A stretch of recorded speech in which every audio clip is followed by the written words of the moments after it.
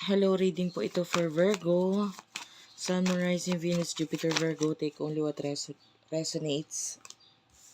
The Emperor is here. Ayan, followed by the Devil. Parang major ka na to ha. Wait nga lang.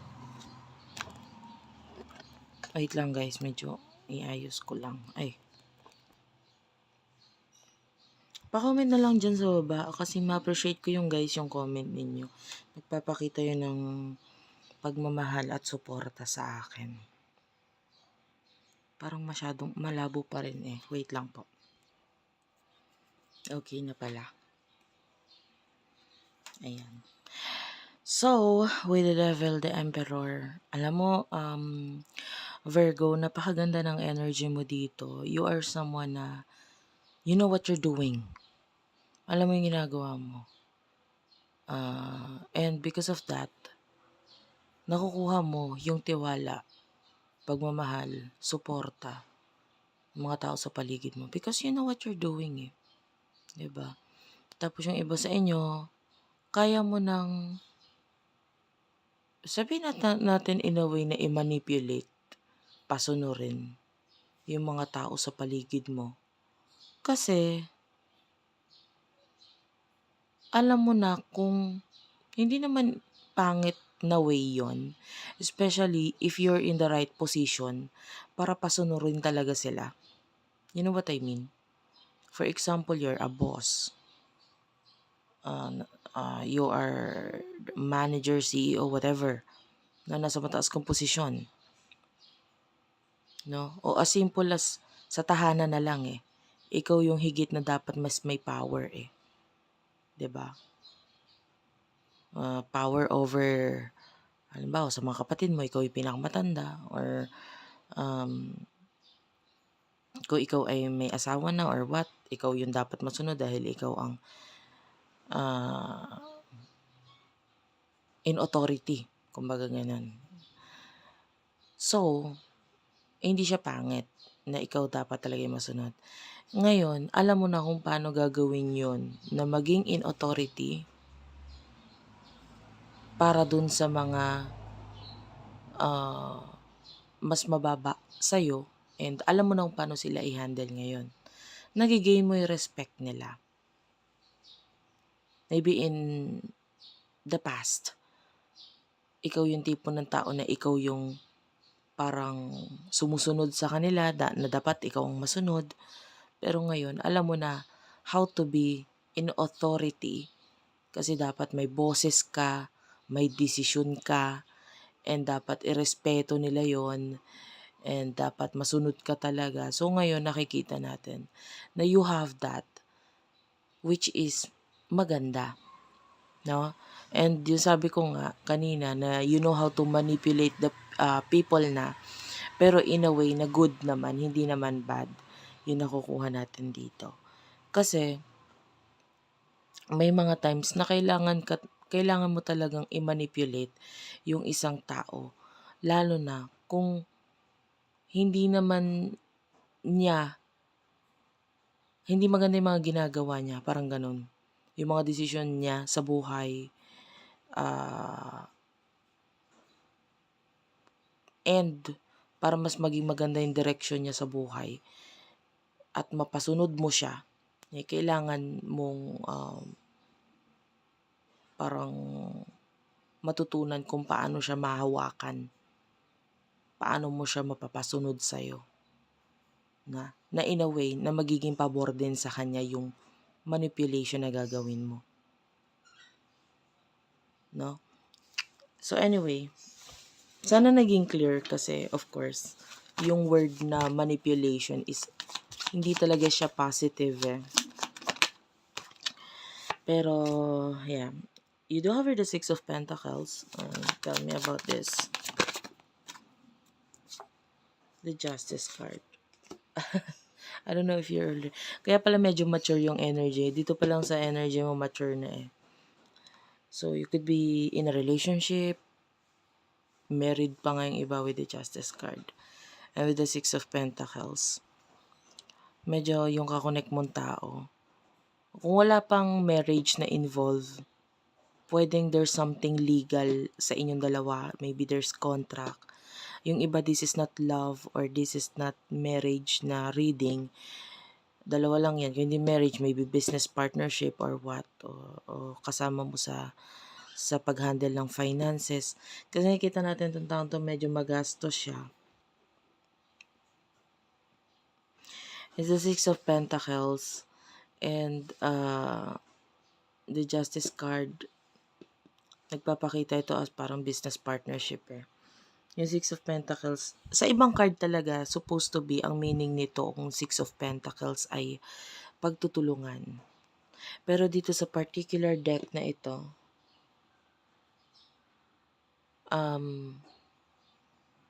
ang energy niya is pagiging maluho, magastos. But I feel like ginagawa niya yun, hindi naman para sa kanya. Mostly pero merong ilan sa inyo na para sa kanya yun. Nagiging magastos siya para sa sarili niya, ganyan. Pero mostly naman, na nagiging magastos yung taong yun, pero hindi para sa kanya yung gastos na ginagawa niya. It could be para sa'yo, para sa ikabubuti ng lahat. If this is business partnership, this could be para magkaroon ng improvements, you know what I mean? So, ano yung messages dito? Well, I will not take the emotions kasi yung iba, hindi ito love reading. So, messages yung kukunin natin. The Lovers, okay. Yung iba naman love reading din to. Basta take only what resonates. Of course, this is not private reading. For those of you na gusto magpa-private reading, meron tayo niyan. Madam Space P. Ayan, space pa sa dulo. Three of Wands, Eight of Swords, Knight of Pentacles, and the Lovers. Major Arcana, the Lovers. Okay. Knight of Wands, Knight of Pentacles. Nakita tayo dito ng energy mo na parang nag-i-invest ka into this partnership or maybe relationship. Nandun yung investment mo. And maybe that is how you love. Well, you know, Virgos, they are known for being practical. Practical yan, mga Virgo. Pero when it comes to love, a lot of you is medyo willing kang gastusan. Hindi lang sa love eh. Maybe sa partnership, business partnership, pagtulong sa iba. Alam mo yon, lalo na kung may potential and maybe friendship or potential na partnership sa inyo. Nandun yung tutulungan kita, mag-i-invest ako sa iyo, or nandun yung helping hand mo eh. Ganun din sa relasyon. And part of you is, way mo ng pag-help sa isang tao is through material things. Okay? And that is how you love. Diba? And nandun yun, para naman sa mga hindi love reading, nandun din yung way mo nang to support other people, maybe through material things din. Person nakakonect mo, with over the Three of Wands, Eight of Swords. Well, may mga gusto siyang gawin, like maybe mag-travel, may gusto siyang puntahan, maybe a place na parang gusto niyang makita, makipagkita, and not necessarily love. It could be related sa family or vacation, gusto niyang puntahan. There's a place, no, na gusto niyang puntahan. But with the Eight of Swords, medyo wala siyang kakayahan ngayon or para siyang natali or ano siya, stuck. Maybe because of the schedule, 'di ba? Parang wala akong time for that. And or it could be because of financial matter. Kumbaga, pwedeng although magastos siya, sabi ko nga, pwedeng hindi siya magastos sa sarili niya. Magastos siya pagdating sa'yo, pero hindi para sa pangangailangan niya. No? So, but I feel like this person, may mga gusto siya talaga siyang puntahan na lugar, but it's not possible for now. Okay, so anyway, in the near future, for the sign of Virgo, Sun, Moon, Rising, Venus, Jupiter, Virgo, Five of Cups. Okay, what's with the Five of Cups? Four of Wands, Page of Pentacles, the Tower. Clarify the Five of Cups, the Death card. Well, okay. To tell you what, mabait ka kasi talaga ako sa babait. You're willing to give everything. Pero nandun yung marunong ka rin kasing mapagod. Marunong ka rin magsawa. In a way na hindi naman kasi pwedeng all the time bigay ka ng bigay. Hindi naman kasi all the time pwedeng laging ikaw. And pwedeng dumating din sa point ng buhay mo na mapagod ka, masawa ka, bumigay ka. And for what I can see here, lalo na with the Tower and the Death card, there could be an ending. Because of the Page of Pentacles. The Page of Pentacles is someone who is immature, don't know how to, handle things and stuff. And wala siyang, I feel like walang sense of direction. Na parang ikaw pa yung kailangan mag-lead.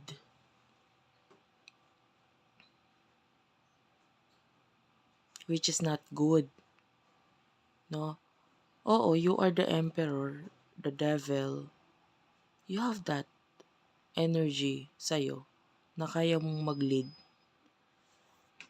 Pero maybe you are asking for partnership. Kasi ang ano na ito, partnership dapat ito eh. Pag partnership, tulungan, hindi pwedeng lagi kitang hihilahin. Di ba parang ganun yung energy? Hindi dapat ganun. Hindi, sa partnership, kailangan tulungan. Tutulungan kita, tulungan mo sarili mo. Magtapos, pag natulungan mo sarili mo, tulungan na tayo niyan. Hindi pa pwedeng all the time, laging ako ang tutulong sa'yo. So yung energy mo dito with the Five of Cups, I can see you being sad, malungkot, kasi there could be a problem or major shake-up pagdating sa partnership, relationship, marriage, business partnership, any kind of partnership. Pwedeng may major shake-up dito. And pwedeng there's a possibility of ending. Pero kasi, mag-i-end siya, hindi naman sa, actually kaya mo sarili mo eh. You are the Queen of Pentacles. You are a very grounded person. So, kung magkakaroon ng ending, mas more on ang magkakaroon ng ending ay sa kanya. Ibig sabihin, kung magkakaroon ng ending, ang mag-e-end dito, ang maaalwanan, mawawala ang pasanin ay ikaw. Tapos siya, ang mawawala sa kanya, yung lahat. 'Di ba? Parang it could be kasi ikaw na lang nagbubuhat sa kanya. Hindi na partnership yun. Sa totoo lang, kaya mo naman ng sarili mo, mas mabuti pa nga na ikaw, dahil kumbaga pabigat nga siya eh, di ba? Mas naiahon mo pa yung sarili mo pag ikaw lang. And that's very good. Di ba? Pagdating sa'yo, sa part mo, mas maganda pa. Mas very good ka pa sa part na yun pag binitawan mo yung nagpapabigat sa'yo. But sometimes it's hard, lalo na kasi nga, malungkot sa part na, of course, if there's children, para dun sa marriage na reading, if there's children. But there's nagagaranteriya naman, of course, ang new beginning para sa'yo. And maybe itong partnership na ito, connection na ito, relationship, whatever this is, nakikita natin with the Hierophant na malaking lesson ito sa buhay mo. Okay? Huwag kayong matakot sa ending, guys. That's part of life. Wala ngang perfect, 'di ba? Even the life itself, even you, hindi ka perfect. Walang perfect. Only God is perfect, but the rest, wala. So, yung ending, kasama yan. No? Yung iba dyan ayaw kasi you're very perfectionist. 'Di ba? As a Virgo, gusto mo perfect din, pati relationship, marriage. But, unfortunately, hindi ganun. No? Thank you very much. I love you all and bye-bye.